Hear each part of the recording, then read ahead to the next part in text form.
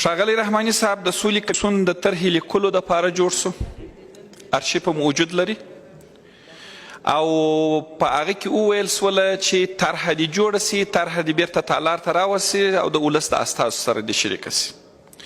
دا نه کمیسیون دی، نه ریاست دی، نه بله ده، نه بله. د سولې د کمیسیون د جوړېدو په ورځ باندې نصاب هم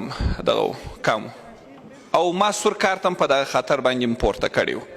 چې اول خو دې وضاحت دغه موضوع ته ورکول سي او د هغه څخه دې وروسته پر نصاب باندې بحث وسي او وروسته دې بیا پر رایګرۍ باندې تصمیم ونیول سي. ښاغلی رحماني صاحب د تېرې ورځې په ډاګه درته وایم د تېرې ورځې خبري او مطبوعاتي کنفرانس مو شخصي و.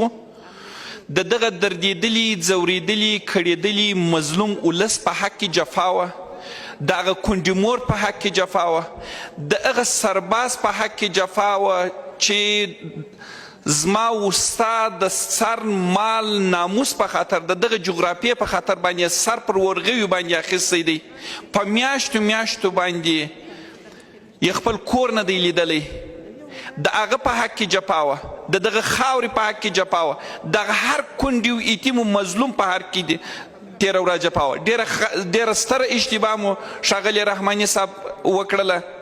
زه نه پوهېږم چې تر کوم ځایه پورې چې زه تاسو پیژنم تاسو خو دغه رقم اشتباه نه کوله او دا پرون چې یعنې تاسو باور وکئ تر سهاره پورې ما اصلا باور نه کوئ. تاسو په هغه وټساپ ګروپ کې وګورئ چې دغه هره پلا به دا ویډیو پورته کېدله، مال دا ویډیو فوټوشاپ سوې ده او بیا به نورو وکیل صاحبانو د خندا سټیکر پسې ورکړله.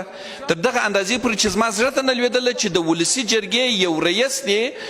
په هغه تجربه چې د څو دورو د وکالت تجربه لري او دا د 2 کاله د ولسي جرګې رئیس وي، هغه د دومره بې مسؤلیته د مطبوعاتو وخت بدون د مشورې څخه راځي او د نورو اجنډاوې دي دلته پلي کوي. زه افسوس کوم په دغه مورد کې باید تاسو وضاحت ورکړئ که دغه خبره تاسو کړې ده شک کار مو نه دی کړی، باید نه یوازې د ولسي جرګې د تالار بلکې باید د ټول د افغانستان د ټول غیور ولس څخه بخښنه وغواړي که دغه لفظي اشتباه وي او که تاسو عمدي یا غیر عمدي دا کار کړی، دا کار مو ښه کار نه دی کړی، په دې کار کې موږ په مقابل کې ولاړ یو او که دغه کار باندې تاسو بخښنه مو ونه غوښتله امضا یې در باندې راټولو د سلب صلاحیت په خاطر باندې.